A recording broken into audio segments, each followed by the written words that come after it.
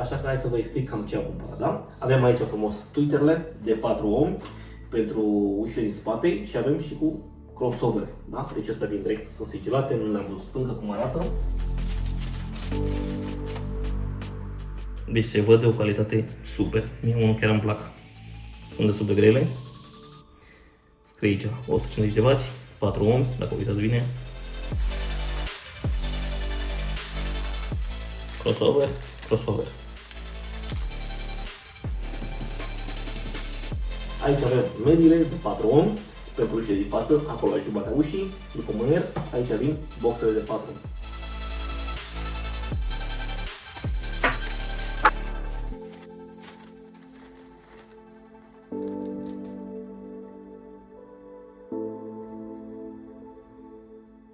Aici avem boxele de 6,5 pentru ușile din spate de 4 ohm. Și așa sunt boxele. Aici în cutia asta la fel avem boxe de 6,5 de 2 ohm, crossovere și tweetere. Astea sunt pentru ușile din față, da? Cazul de față e o boxă. Uitați-vă, 210W, 2 ohm.